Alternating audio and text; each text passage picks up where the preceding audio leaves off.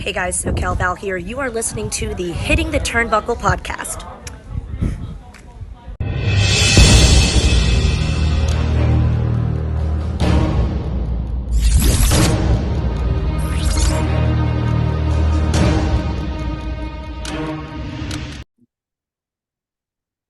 Welcome everybody back to the Hitting the Turnbuckle podcast. It's Sunday night, 8:05, and me and my co-host, Mr. Andy Burrows, have travelled all the way to watch Jurassic Pro Wrestling today. Due to my travels, I'm having a non-alcoholic beer, other non-alcoholic other non-alcoholic. It's been a long day. Other non-alcoholic beers are available, but they just do not taste as good as a Heineken non-alcoholic beer. Anyway, Mr. Burrows, we had our travel issues today, but we made it there to Jurassic and we made it home okay. It was a 6-hour round trip in total for yours truly. Travel home was a bit of a nightmare. They decided to have accidents on the A12, the M1, the M25 for me. But it's good to finally get to Jurassic Pro, meet Alex, all the guys and girls down there. Good to see, obviously, Smashing Mike and Corey. Obviously, we sponsored Jurassic. I know you've been a few times, but to get both of us there, it was really good just to go and see what the guys and girls do down there. It was their second anniversary show. Obviously, Forrest Hayes winning the title. It was really good to get down there, mate, and witness it for myself. Indeed, it was a good show. So thank you for the hospitality as always, Jurassic Pro. We may not be at the next show, unfortunately, because you decided to book it on the same day as a Rev Pro show. But however, that being said, we're not here to talk about that today. We are here to talk Dynamite, AEW Dynamite, the new era of AEW Dynamite. We will have to say. Just a quick one, Andy, because we was going to ask our good AEW guru, but Dave's busy changing nappies and whatnot at the minute. Not his own. His own. I thought I'd better add that in. Our good friend Ace Robinson's nappies. Ratings. Yes, There was a big hoo-ha this week. NXT. So for those of you that don't know, this week, Tuesday, NXT and Dynamite are going head-to-head. NXT have loaded their show. We spoke about this on the show. They've loaded their talent on the show with Cody, Cena, Asuka, Paul Heyman, and The Undertaker rolling out for NXT this week to counteract the fact that AEW are doing Title Tuesday and obviously Adam Copeland's first match or Edge's first match in. But this week, NXT with the developmental and the Judgment Day, so Judgment Day to a degree, and the developmental talent, the women's breakout division, so people that we hadn't seen before, beat the new era of Dynamite. But do ratings really matter, Andy? In my opinion, no. Like me and you briefly got on our SmackDown review show this past weekend. I think it does for an executive and all these big wigs sitting up at Fox and TNT or wherever you're sitting. For the casual wrestling fan, it's not like I said, for those that listened the other day, it's not like you had to watch something back in the day because you couldn't record it. You couldn't catch up. You couldn't watch it on your phone. You couldn't sign up to Fight TV for us in Europe that sign up to Fight TV to watch AEWs, where I watch all my AEW content. So for me, no, ratings don't matter. It clearly matters for these bigwigs this coming Tuesday. For you've only got to see what NXT have done. You've only got to see what Dynamite are doing. So it matters for them. For the wrestling fans, I don't think it should. It's quite funny to sometimes log on to social media and see wrestling fans going backwards and forwards. And gone are the days, like I say, of having to. Now, I don't know why people argue. You can either like WWE and not watch AEW, or you can watch AEW and not watch WWE, or like us, you can watch all of it. Yeah. And then you can throw Impact and NWA into the mix. I don't think it's a thing anymore, mate. I don't know why people make such a big deal out of it. It's shareholders and people like that make money out of ratings. The more people you watch, the more people are seeing the adverts that you've sold to have on that particular day. So Tuesday night will kind of be like when you get an advert put on the Super Bowl. It costs you thousands and thousands, if not millions of dollars to get it on. So Tuesday night, this coming Tuesday, I think as people are calling it a war and a ratings war, one night. Yeah. That's it. It's just one night, it's Dynamite and NXT, and I'm guessing it's exactly the same time they're going up against each other. So I don't think they really matter, mate. To be honest, it was people. NXT won last week to get up against AEW's flagship show, and like me and you said, is NXT really the third show now on WWE TV? I don't think it is anymore. No, exactly that. And it'll be, I say, Tuesday will be interesting. It will take us back to a little bit of nostalgia for us. But Oh yeah, us old geezers. us old men during the war and all that stuff. Mm-hmm. Anyway, NXT, Jesus, I'm really feeling it today. It's definitely been a long day. Dynamite this week started with the International Championship. Ray Fenix against Nick Jackson. There was accompanied by their tag team partners Penta and Matt Jackson. This was a really good opener to Dynamite. It was what you would normally expect from these two. They've had a few matches in the past. They've had the tag matches, some amazing tag matches in the past as well. Just a real fun-filled opener. Ray Fenix picking up the win. Because he counted a roll up into another roll up to count to get the victory. But as we always say, you start the show hot, and I think AEW did that. Although you said about perhaps they should have had Adam Copeland kick off the show. Just in my opinion, this isn't me saying, "Oh, you can tell you watch his WWE," because that's what they would have done. When you've done what you've done at the last pay-per-view, and you've had Adam Copeland for Edge come out at the end, you know that the amount of eyes that are going to be on the start of that show compared to what might be on it once you announce that he's not appearing until later will be different. So this maybe comes back to where you mentioned about ratings and the people making money and these executives making money. If you've just pulled off the biggest coup probably in AEW history, I'm going to say Edge is bigger than CM Punk, in my opinion. I'm going to say Edge is bigger than CM Punk. Do you not open a show with Adam Copeland? I get the segment at the end. Well, I kind of get it because I didn't see it because anyway, we'll get to that. We'll get to that. But when you know that everyone's tuning, a lot of people that haven't maybe watched Dynamite for ages are tuning in to Dynamite. So when that show comes on the air, you're probably going to have an extra, God knows how many thousand different viewers that you probably didn't have last week for Collision and Dynamite. So my only thing, like when I was texting you backwards and forwards, was me personally, and this isn't just, because you watch WWE, it's what they would have done. I would have opened with Adam Copeland in the ring. Even if you didn't do the segment that they done at the end, you could have teased something later on in the night. I'm going to blah, blah, blah. I'm going to do this. I'm going to, something's going to happen. And then, Christian, they could have played his music and he didn't come out. And then they could have done what they done at the end. That's the only thing for me. But the match itself that opened, I really, really enjoyed it. I thought it kind of reminded me of what AEW used to be. Yeah. Pandemic AEW, shall we call it? Yeah. When, I thought it was a solid start. Me and you mentioned all the time about starting fast on shows. Solid start. As for the title, it's probably only a placeholder till Moxley gets it back, I'm guessing. Well, that is the match next week. Yeah. So I'm guessing title Tuesday. I'm guessing Moxley's getting the title back next week. I'm not presuming, but good start, mate. I enjoyed it. Yeah, good start. Yeah, so they announced that Moxley would get a shot. And I think pretty much this title reign a little bit for Phoenix was a placeholder because Moxley was never scheduled to lose, but obviously he got injured, didn't he? Call it in the match, which is fine. Yeah, I do kind of agree with the Edge thing, Copeland thing. We've got maybe the watershed, so they may have had to do that bit later still, which... Yeah, just for me, if I can guarantee you there was more people watching the start of Dynamite just because they thought he was going to be the opening... But don't get me wrong, you can tease it for it because he kept saying coming up later on. So you're probably getting people thinking, well, I don't want to turn over because in case I miss him. So I get that's clever. Just for me, I would have opened with probably the biggest star that you've ever had in your company. I would have opened with him. Yeah, I would have probably done that as well, to be fair. But that's just me and you, us old men, as we say. The video package was Adam Cole, Roderick Strong. This is why the fucking show ran over, bro.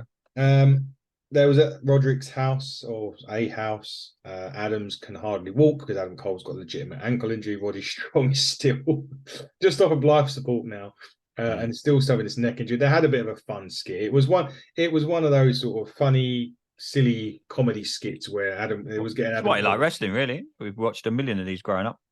Yeah, and then they give Adam Cole a scooter or an electric scooter or something at the end. Which, anyway, we won't talk about that. They shouldn't have replayed it though. That's the only thing. That's why Dynamite overrun.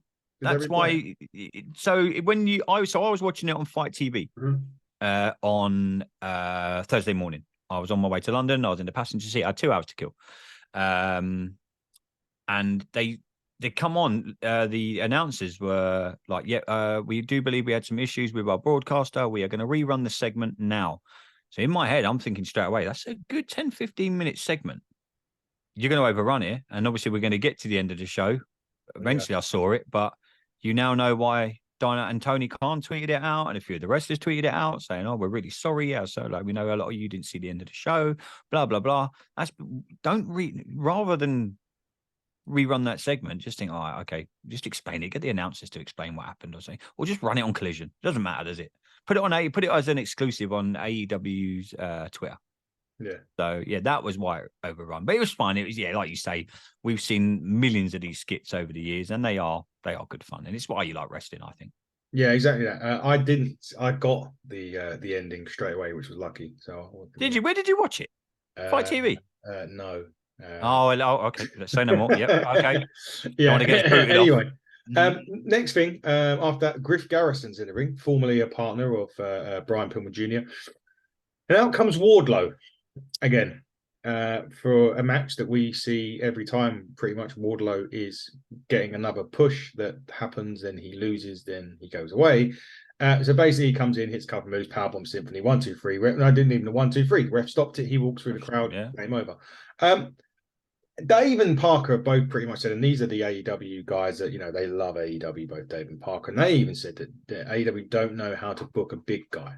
Now, there may be a slight change to that in a bit when we talk about something else, but for me, Wardlow's hype has gone. I don't believe it. And that's a problem because they've not booked him how they should book him. And for me, Wardlow's stock has just basically nosedived. I don't know what you feel about Wardlow. Yeah, but he's been off TV for a while, so you think bringing him back, they might have come up. I don't know how long's he been off TV in total? It's been since he lost the title, wouldn't it? Yeah, so it's been a fair while since we've seen him on AEW television. So you would have think in that time they might have. I'm not saying reinvent him. You can't reinvent him. He's not like 7 foot tall, God knows how many pounds, but you would have thought they would have done something other than a squash. And him personally probably thinks, I don't want to do this. I mean, there's big, strong rumors that he's going to go to WWE once his contract's up and et cetera, et cetera. So hey, maybe he's just thinking, do you know what? Fuck it. I'll just do whatever they want me to do. They put him in feuds with, he was great when he had the whole stuff going on with MJF and CM Punk, and it was really good.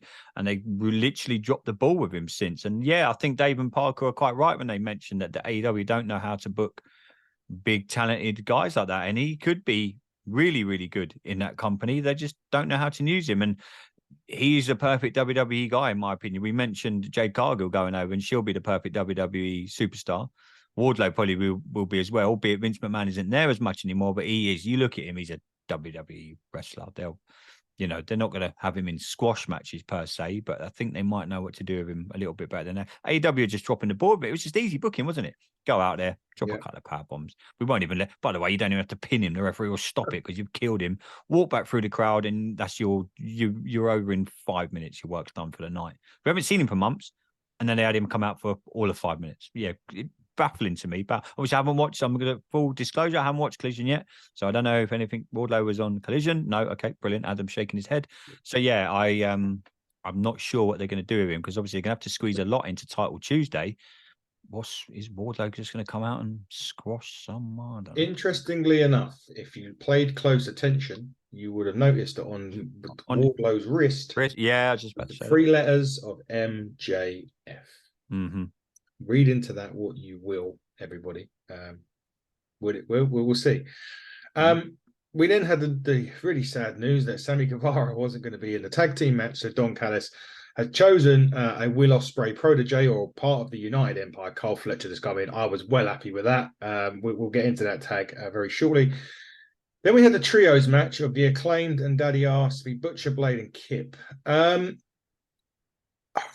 I'm not been a big fan of the Acclaimed since their win. I wasn't a fan of them winning at Wembley either. I know you were there. They beat the House of Black. Now, House of Black haven't really been seen a lot since. I know they've just started a feud, I think, with Andrade, but they've been. I know that Malachi's got, I think, it's a thigh injury or something. But I've not been a fan of the trios reign of the Acclaimed. I don't know what you feel about it. Yeah, I'm kind of with it. It was good at Wembley Stadium to have allegedly 80,000 people say "Scissor me, Daddy." Probably more like 75,000. But yeah, again, I think it's another one. They're probably Parker and Dave will be able to atone to this better than we will, maybe, because they're the AEW guys. But it seems they've dropped the ball with them again as well, and they're putting them in these matches, and they were. doing silly dances. And yeah, I don't know, mate. I'm not really on board with it. I think the gimmick's running its course now.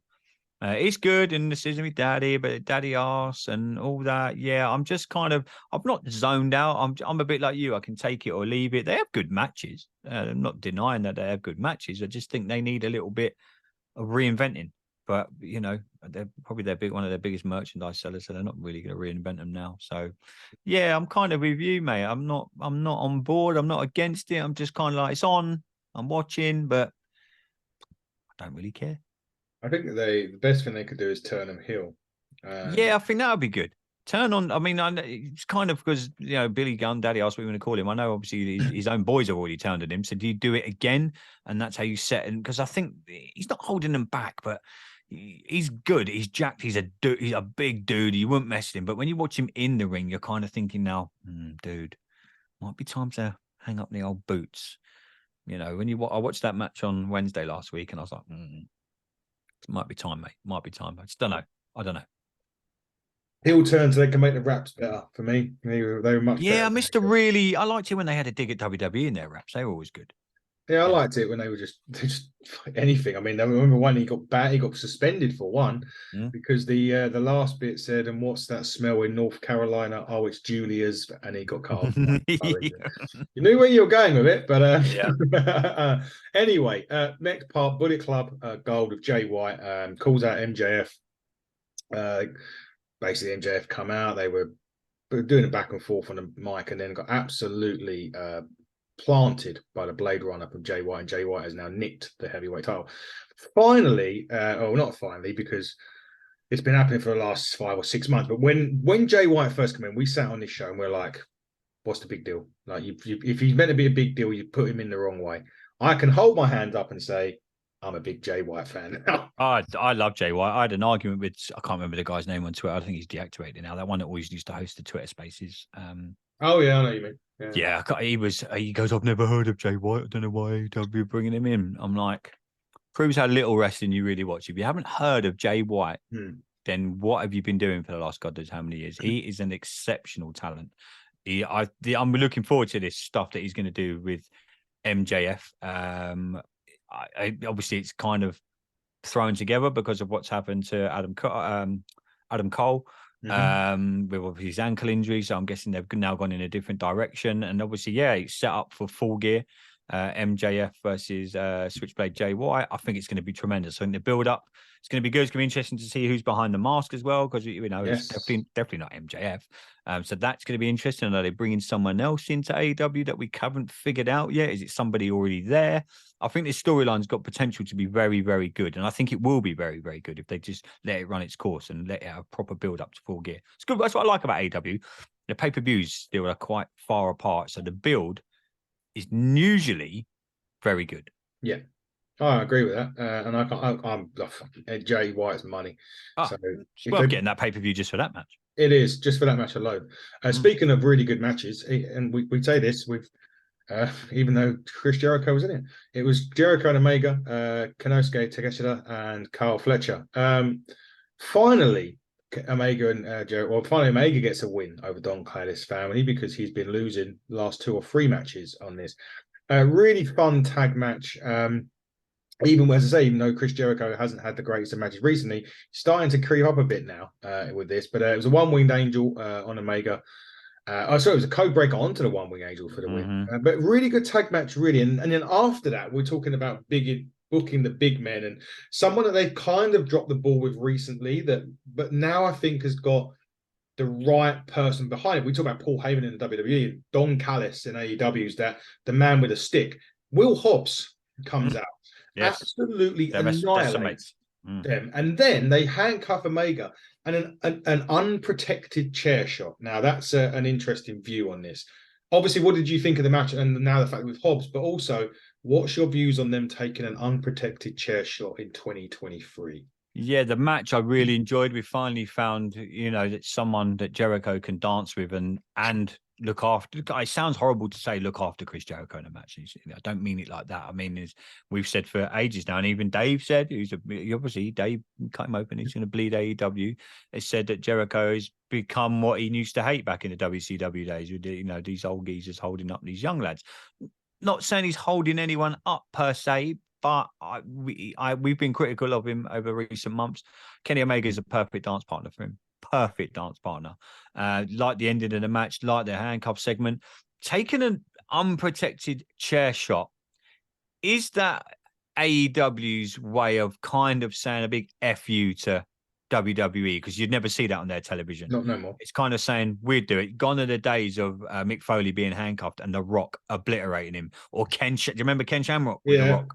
My God, but that was all on Shamrock. If you see the interviews with The Rock, he was apparently like, look, I want you to hit me. And Rock's like, I can't do that. He's like, no, I want you to absolutely lay me out. So was it AEW saying, look, we're a little bit more edgy, maybe knowing that there was more eyes on the product this week? Well, NXT won the ratings, but you know what I mean? Because of Adam Copeland, yada, yada, yada. But I didn't mind it because I'm Attitude Era, old man, old school. Could you, if something had happened or there'd been a concussion, or it's a risky move to take because in the world we live in now with all the fucking, all the snowflakes and everything that's about even in wrestling, there's more snowflakes now. Gone are the days of doing what we used to watch when we were growing up. I was surprised they done it, but I liked it. If you can get away with it and there's no concussions and everyone's, I say safe when doing air quotes, because how do you be safe taking an unprotected chair shot? The chair was padded a little bit. And it was dented the fuck when he come up. Yeah, it was. There's so much you can do. Don't get me wrong. It's not fucking Fastlane putting a bed under a table, like safe. We'll get onto that when we review Fastlane. But yeah, no, I didn't mind it, mate. I thought it was really good. I really enjoy. I'm looking forward to see where AEW go with that. Yeah, me too. I'm looking forward. Finally, Powerhouse Hobbs is getting something. I like he's a dude, man. If you can book him right. I mean, we mentioned Wardlow. Jeez, I mean, I know they had a little thing, Wardlow and Hobbs, not too long ago. Now. Yeah, not too long ago. Kind of didn't take off, but yeah, interested to see where that goes, mate. Yeah, I'm very interested to see how that goes. And we went to the back, and MJF was getting some treatment. He was talking. He wanted to call Adam Cole. Now Max Caster come up behind him and started rubbing him. Yeah. Now, if you're a fan of Twitter, you'll understand everything about that. Yeah. If you don't watch, I'm not going to get into it, but there's like a love thing with Max. Max Caster loves MJF. Basically, is a long story short. MJF turns around, and calls him a stalker. And then we cut to a main event mafia. He took me back to that. Do you remember that in Impact Wrestling? I do. Samoa Joe took me back to those days with a main event mafia type promo. But basically, the long and gist of it was he respects MJF, but when he's hungry, he eats. I think he's saying that is far from over with MJF. But it's great to see Samoa Joe, a bit like the Nakamura thing. It's great to see Joe in that mode. Yeah, it's going to be interesting to see what they do because obviously Jay White and MJF are obviously off to the races. So where do you think Samoa Joe fits in? When is full gear? November the 8th? November the 13th. November the 13th, I beg your pardon. So what do they do with Joe between now and then? Well, he's Ring of Honor television champion. Yeah, but as in they've set up this little MJF promo. So does he get inserted into the match? Is it a triple threat? Maybe they could do that. Oh, I mean, he's still got what, a month or so. They could definitely have. I they've got Battle of the Belts before then. They love a Battle of the Belts, don't they? Yeah. I don't mind them events actually. The old Battle of the Belts. I think they're going head to head with not WWE. That means WWE. No, it won't be WWE. They're going head to head with something on that day, on the 21st of October. They're going head to head with something. I can't remember what. Another week is that? Let me look. Why you can... But anyway, Samoa Joe. Yeah, I don't know where he fits. If they're going to do something on that day, they're going to do something. That's a Saturday. They're going up against Apex. And RCWA. Yeah, that's what they're doing. And I'm sure there's another big thing in America going on, the UFC or something. Samoa Joe. I don't know. It could work both ways. I don't really. Do I want to see him in the triple threat? Yeah, him and Jay White would be good actually. So put him in triple. Banger of a match, mate. That will be any match that's got Jay White, Switchblade, Samoa Joe, and MJF. Take my money. Even if the rest of the card was shit, I'd order that pay-per-view just for that. Definitely. Me too. I order pay-per-views. I don't watch them really. Speaking of gimmicks that I like, we're going to go to Toni Storm. Yes. Timeless. Very interesting. That simply the breast. That she is.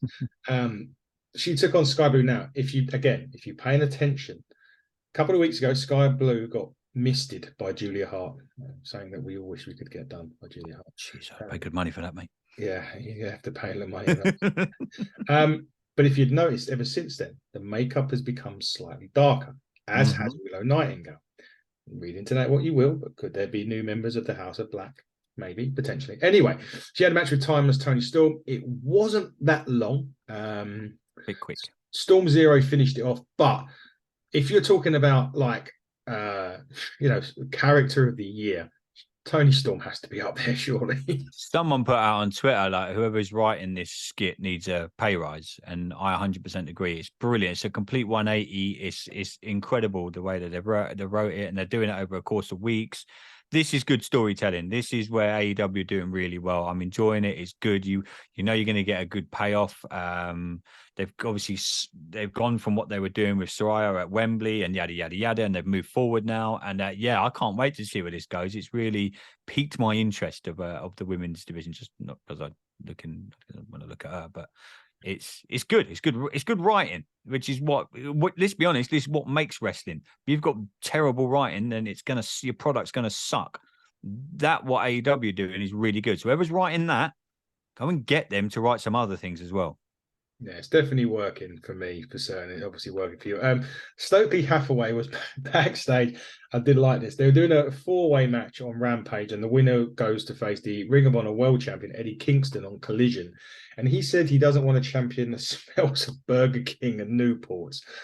Just a line that I found quite hilarious. Anyway, the last segment, which is a segment that you really didn't see a lot of, which we'll talk about now. Adam Copeland hits the ring. So for those of you that don't know, Beth Phoenix does the you think, and it's not you think you know me, it's you think you know him now. So that's the slight change to the WWE. The rest of it is still Metalingus from I can't remember that Bridge. And they're good friends with Adam Copeland as well. So they've said he can use it no matter what. So all these people, has he got permission from WWE? But good mates, doesn't need it. And he's trademarked a shitload of stuff. He's been ahead of the ball, Adam Copeland. He's been really smart from what I'm reading. Take it with a pinch of salt. But some of the stuff that he's already trademarked, WWE can touch him even if they wanted to.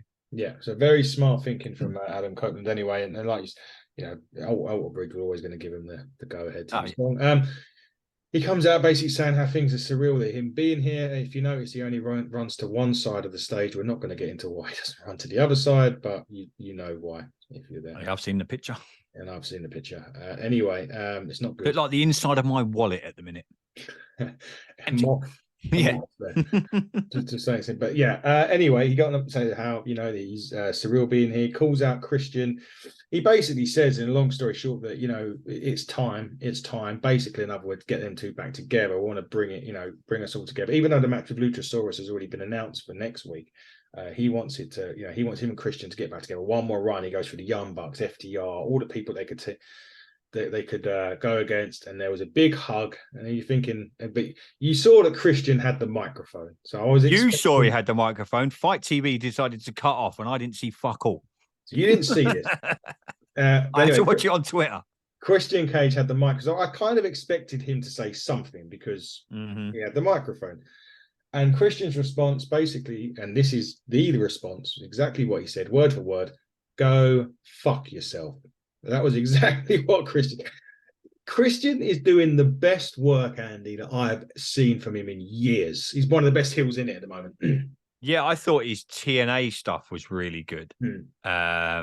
This is really good. My only issue, would I have put Adam in straight away with Christian, or would I have set him off with something brand new? It's easy and safe to put him in with Christian. Is what I'm thinking. Don't get me wrong. I personally think Adam Copeland, he's fighting for the title on next Wednesday, right? No. He's got Luchasaurus. Sorry, my bad. Yeah. So they're obviously going to get him. He'll win that, and then he'll go up against Christian, and they'll have a title match at a later date. I'm guessing that's where they're going to go. They've got Swerve Strickland versus Danielson, and the winner of that is the next challenge. That'll be incredible. Yeah, but I'm guessing Adam Copeland's somehow going to get into that, but. I love what Christian's doing in AEW. The only thing that I would question, I said this to you over text message last week when me and you were speaking, I just found it a bit lazy to put Adam Copeland in, easy to put him in with Christian. Out of all the people that Adam Copeland's mentioned that you could have done something, I'd have liked him just to come in and don't give me something. All right, it's something new that in respect to what they're going to do in AEW, but it's still Edge and Christian. It's still, I've seen it. It's, I know they're both great in the ring. Or do AEW go full 180 and turn Adam Copeland heel? I think they will at some point. I think with Christian. I don't think it'll happen now. That could be interesting, but I don't think you've got enough baby faces to do that. Not yet, you don't. But I think eventually, probably. Once you get maybe a Sheamus and a Drew McIntyre involved, which is, in my opinion, is going to happen in the next. I think so. I'm not 100% sure. But everything that I'm guessing with Drew and Sheamus, I've got a feeling that they could end up in. Then you're talking. Then you're really, really talking if you've got them two over there. But yeah, I liked what they've done when I eventually got to see it. It's good. I enjoyed it. I thought it was really good. I just thought it was safe and easy. And I think if they go on a little run, I like it. Full disclosure, I haven't watched Collision yet, so I don't know what Adam Copeland done on Collision. I'm going to watch that after here, and then I'm going to listen to you and Dave review it tomorrow. I don't know where they're going to go with it. I would rather have just seen him thrown into something else. But where do you throw him? You can't put him in with MJF straight away, I'm guessing. No. If you put him with someone else as a tag team, that's a risky thing. I get why they've done it, but I don't get why they've done it, if you know what I mean. Yeah. He had a little thing with Omega and Jericho at the start. That was good. Yeah, that was good. Again, it come back to what I said at the start. It's not personally I would have done it, but he listed all the wrestlers off that he hasn't, Yeah. And then I watched I watched the presser after the pay-per-view, which is interesting. Wrestle Dream. That was good when you heard him list of all the people. Imagine Edge and Samoa Joe, mate. Yeah. Claudio Castagnoli. There's loads of people he could take on. Yeah, and he done a little skit with Jericho and Omega right at the start of Impact, actually, that I forgot to mention, but he just shook hands. Impact? We're Impact. Dynamite, sorry. Yeah. It's been a long day for you, bro. It's been a long day, seriously. He shook hands, with Kenny and Chris at the start of Dynamite. And he had an interesting stare-off with Omega at the start. So I was hoping they were going to push down that direction. And again, it could have turned him heel then. But I know Omega's got his hands for the Callis family, and he did mention that. Make sure he beat him. He didn't like Don Callis, but yeah, I think that will happen eventually. Christian and Edge either together as a face team or together as it'll happen when one of them's getting. Hope it's as a heel. I don't want to see face. Yeah, I don't want to see flash photography and all that bollocks. You might, but they got that as a heel. They were doing it as heels. Yeah, they've done a bit of, but yeah, it's gonna be interesting to see how this run goes for Copeland.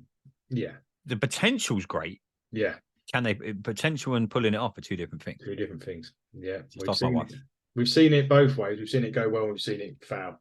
Yeah, so, will it do up? But that was Dynamite. And for your information on Collision, not much really changes from what you saw. No, okay. I am going to check out. But Collision. I would seriously say at the end of that first match, you're going to text me. I'll put it that way. Okay, righto. But anyway, we'll leave it on that. That was the AEW review. Hopefully, Dave will be joining us for the Collision review. If not, it will just be. I'll be here. Oh, Andy will be here. I'm watching it tonight, so if you need me tomorrow, bro, I'll come on and do some more. I like dipping my toe into the old AEW. Helps their ratings, gets a couple more people watching. Exactly that. We'll also be back tomorrow with Fastlane. Yes, we are back reviewing Fastlane. Thoroughly enjoyed that, mate. So I'm looking forward to reviewing that. Actually, it's going to be interesting to see where it goes now with a certain. It will be. We'll get into that tomorrow. We got interviews this week as well. We got Act 2, funnily enough, no pun intended on that. And Sugar Shane Pinto, a manager from the US Indies, will be joining. Yeah, big shout out to Johnny North. Well, he's a friend of his. Those that don't know, go and check out. Just go on Apple Podcast or Google and just type in Wrestling Uncensored. And a big thank you, because we are in the top 100 of that. Yes, and you messaged me that we are in the top 100 wrestling podcasts on Apple. Yes. Oh, I don't know how that's happened, mate, but yeah, happy to be there. See how high we can get. Let's see how high we can climb. We're in good company. We've got the likes of Jim Cornette, Inside the Ropes, all of the Bischoff's there. Yeah. Yeah, Eric Bischoff's there. We got all the big wigs there, so we're in with them. So thank you to all your listeners for that. You seem to like listening to our dulcet tones, and our YouTube followers that keep growing by the day. So you must Yeah, like the look of YouTube. us. Yeah, looking at our ugly bloody mugs is yeah. Thanks to everyone that tunes in on Speak on for yourself. YouTube. Yeah, yeah. Well, I am. But no, guys, go on, Andy, go over it. Go. no, been good to just chat some Dynamite, mate. I don't get to do it that often, so it's been good to sit in for Dave and Parker and wish them boys well. Just big like again, congratulations to Dave Yep. on the little aces into the world now. He's probably sitting there now with his AEW baby grow on. He's probably got I love AEW on the front and WWE sacks on the back. So he's probably got that where he shits basically. So yeah. Yeah, you got that. Guys, follow us, HTT Buckle. Go on Instagram, Hitting the Turnbuckle Podcast, Facebook the same, TikTok, we're bloody everywhere. We're like the proverbial shit in the field. We are everywhere. But guys, this was the AEW Dynamite review. I'm going to get some sleep, and I will see you. Well, I'll see you as well tomorrow, Andy. But he's been Andy Burrows. I've been your host for this one, Adam Cousins. Until next time, everybody, buckle down and stay safe.